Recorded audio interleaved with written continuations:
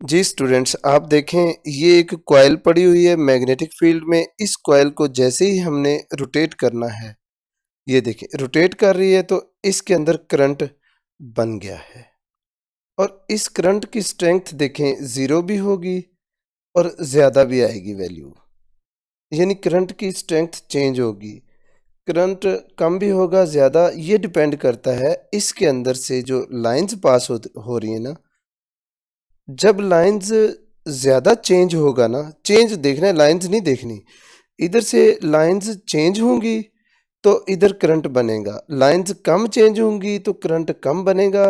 अगर लाइन का चेंज ज़्यादा हो रही है इधर से तो यहाँ करंट ज़्यादा होगा। आप देखें ज़रा, अभी वर्टिकल पोजीशन में था तो ज़ीरो था ना करंट, क्योंकि वहाँ चेंज कम था। अब देखें जैसे ये हॉरिजॉन्टल पोजीशन में आएगी, ये देखें तो यहाँ मैक्सिमम आपको नज़र आ रहा है करंट, और हॉरिजॉन्टल से दोबारा फिर दूसरी पोजीशन में करंट फिर कम हो रहा है। तो अब देखें करंट, ये जब हॉरिजॉन्टल देखें वर्टिकल में आ गई दोबारा, करंट और कम हो गया है। बिल्कुल सीधी होगी तो करंट ज़ीरो पे आ गया है। हाँ, तो आपने देखा करंट की स्ट्रेंथ ज़्यादा कब होगी, जब लाइंस ज़्यादा चेंज होंगी। और लाइंस चेंज कब होती हैं, जब ये लूप हॉरिजॉन्टल पोजीशन में होता है। जब ये वर्टिकल में जैसे इस वक्त है तो तब लाइंस चेंज नहीं होती, यानी जितनी लाइंस इसके अंदर से पास होती हैं उतनी ही रहती हैं। तो जब चेंज ज़ीरो होगा मिनिमम, तो करंट भी मिनिमम होगा। तो आपकी बुक भी यही बता रही है, if a coil is rotated in the magnetic field a current will be induced in the coil. फिर the strength of this induced current की स्ट्रेंथ डिपेंड्स अपॉन, ये आपकी बुक में मिसिंग है, द चेंज इन, लिखना है the change in the number of magnetic lines of force passing through the coil. तो ये स्ट्रेंथ भी पता चल गया, किस पे डिपेंड करती है, the change in the number of magnetic lines of force passing through the coil. अब देखें नंबर ऑफ लाइंस मैक्सिमम होती हैं कब होती हैं, जब plane of the coil perpendicular होती है magnetic field lines of magnetic force के। यानी इस कंडीशन में जब ये कॉइल परपेंडिकुलर है मैग्नेटिक फील्ड लाइन के, इस वक्त इसके अंदर से ज़्यादा लाइंस पास होती हैं। और जब ये ऐसे हॉरिजॉन्टल पोजीशन में होती है तो फिर इसके अंदर से कम लाइंस पास होती हैं। तो यही बता रहे बुक भी, number of lines of magnetic force will be zero. Zero line होती कब, जब plane of the coil parallel हो जाए to the lines of force के। तो फिर आपने ये नेक्स्ट पैराग्राफ ये आपने देखना है, when coil rotates in a magnetic field में, आपने देखा कॉइल रोटेट होती है ना, तो उससे क्या होता है, इंड्यूस्ड करंट इन इट, जो उसके अंदर करंट है ना वो भी चेंज होता है, मैक्सिमम वैल्यू से मिनिमम वैल्यू और मिनिमम से फिर मैक्सिमम वैल्यू, यानी करंट कम होता है कभी ज़्यादा होता है।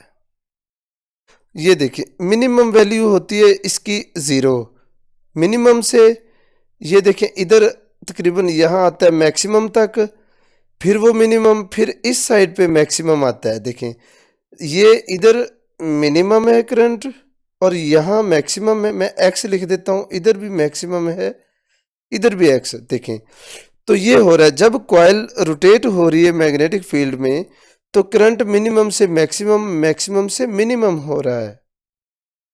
तो आगे this is the basic principle on which AC generator works.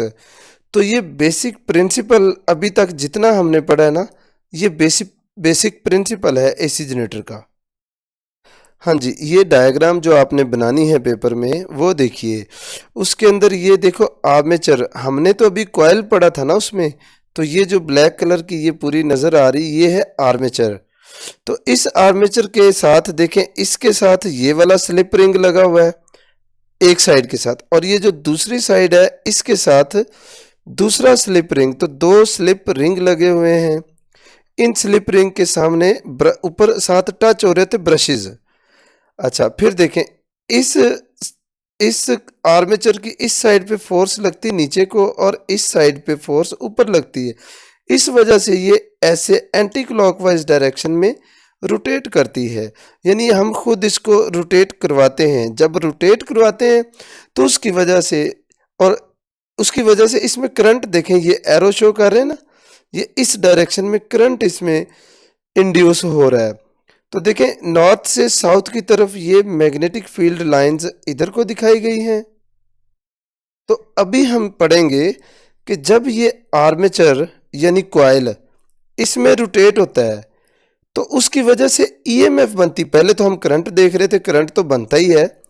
EMF का मतलब ये है कि ये इसका एक ब्रश पे पॉजिटिव चार्ज आता है तो दूसरे पे नेगेटिव आता है, यानी यही जो आर्मेचर है ये एक बैटरी बन जाती है।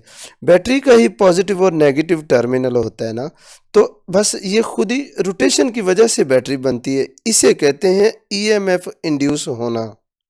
तो इधर लिखा भी यही, जब आर्मेचर टर्न करेगी ना, रोटेट होगी, तो इंड्यूस करेगी ईएमएफ इसके अंदर।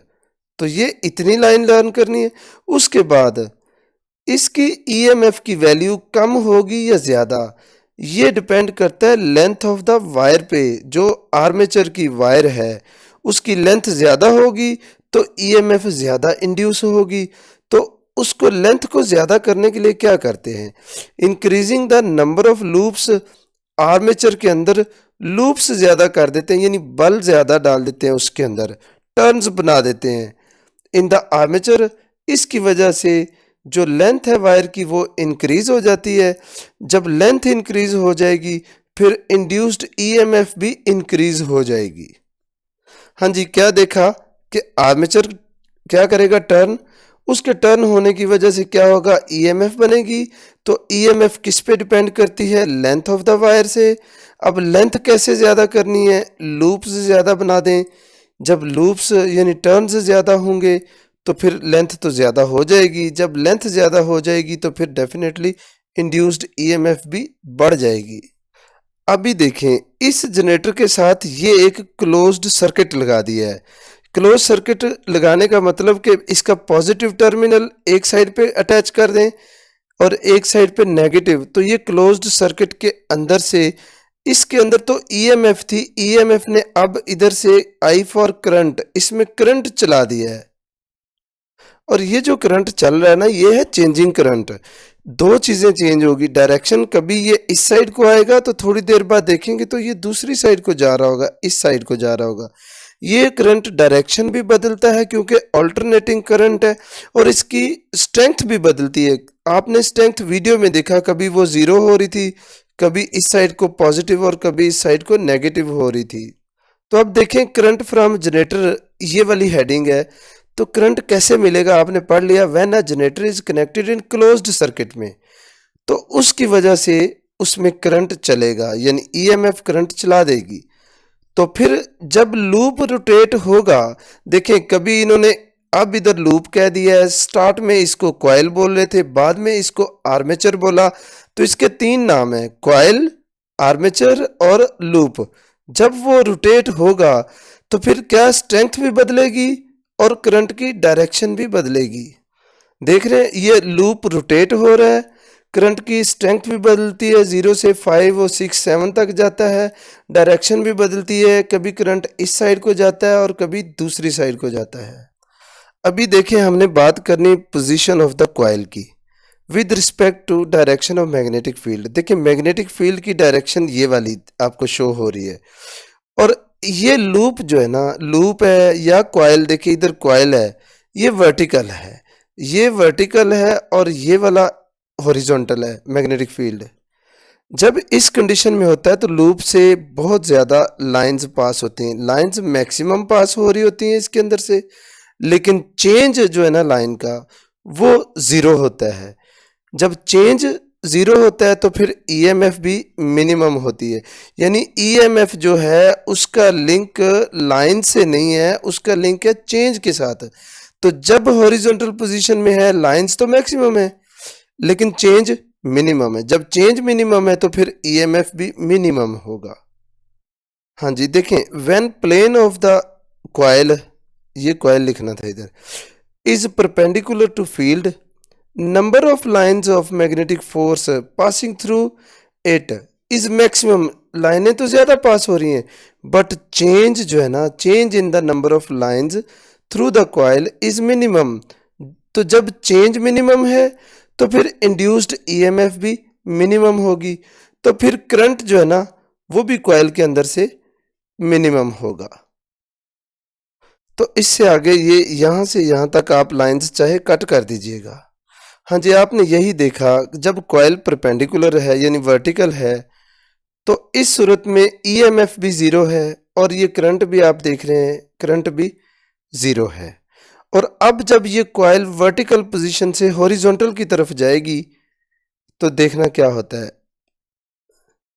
तो करंट देखें, ईएमएफ भी ज़्यादा हो रही है, करंट भी ज़्यादा हो रहा है। जब ये हॉरिजॉन्टल पोजीशन में चली गई तो करंट और ईएमएफ दोनों मैक्सिमम हो गए। ये देखें, as loop rotates from vertical to horizontal position, आपने देखा ना हॉरिजॉन्टल हो गया, इस दौरान ये कट कर रहा है लाइनों को। It cuts through larger magnetic field lines per unit time, यानी इतने टाइम में इसने बहुत सी लाइनों को कट किया।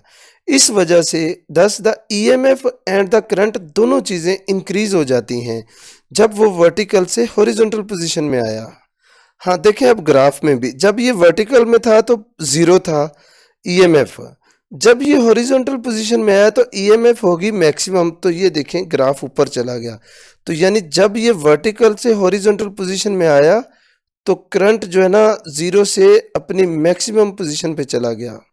और इस दौरान जब ये वर्टिकल से, ये वर्टिकल है और ये हॉरिजॉन्टल पोजीशन है, वर्टिकल से हॉरिजॉन्टल में आया तो करंट इंक्रीज हो गया और हॉरिजॉन्टल में मैक्सिमम था।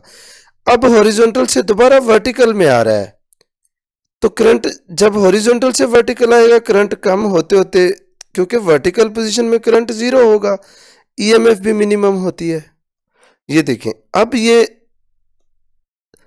हॉरिजॉन्टल से वर्टिकल की तरफ आ रहा है तो करंट देख लें ज़ीरो हो गया। तो अब ये देखिए आगे लिखा है when loop is in horizontal position, तो so EMF and the current reaches its maximum value.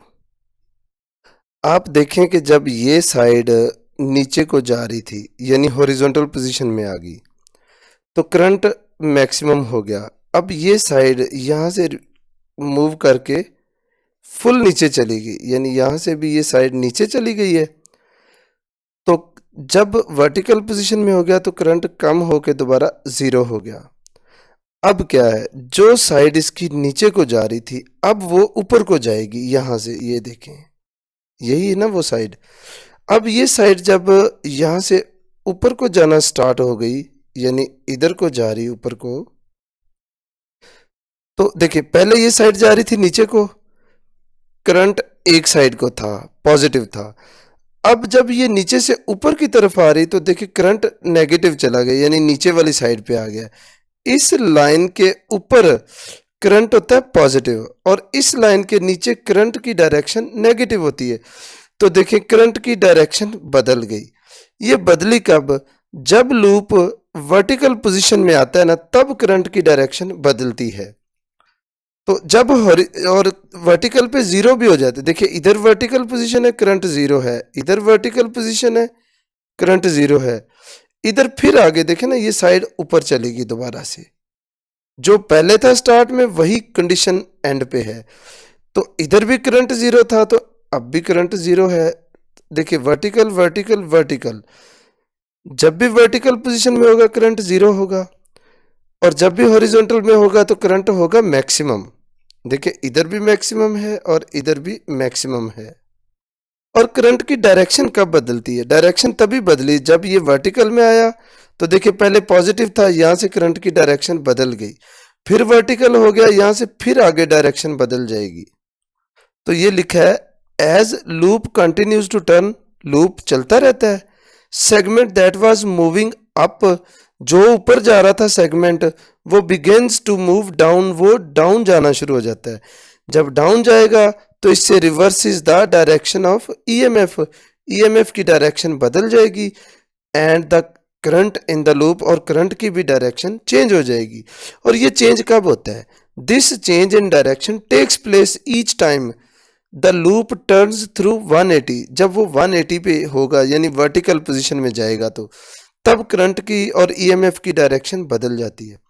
तो अब रिजल्ट क्या लिखेंगे, thus EMF and the current change smoothly from zero to some maximum value and back to zero, फिर zero हो जाता है during each half turn of the loop. देखें ये लूप, ये साइड ऊपर थी और ये हॉरिजॉन्टल में आई, अब ये नीचे हाफ टर्न हुआ। इस हाफ टर्न के दौरान करंट जीरो से मैक्सिमम वैल्यू पे गया है और मैक्सिमम से जीरो वैल्यू पे आया है। अब आपने इसकी हेडिंग्स बनानी होंगी तो यही बन जाएगी। पहली हेडिंग ये बनाइए, when loop is in vertical position, तो बता देना लाइंस मैक्सिमम लेकिन चेंज जीरो और करंट भी जीरो। दूसरी हेडिंग ये कि when loop is in horizontal position, तो फिर लाइंस मिनिमम है लेकिन चेंज मैक्सिमम होगा, चेंज मैक्सिमम होगा तो ईएमएफ और करंट भी मैक्सिमम होगा। तीसरी हेडिंग फिर ये वर्टिकल की बना दें, फिर वर्टिकल होगा तो लाइंस फिर वही पहले वाली बात ज़्यादा होंगी, चेंज ज़ीरो होगा और करंट और ईएमएफ वो भी ज़ीरो होंगे। इस तरह की आप हेडिंग्स बना दीजिएगा।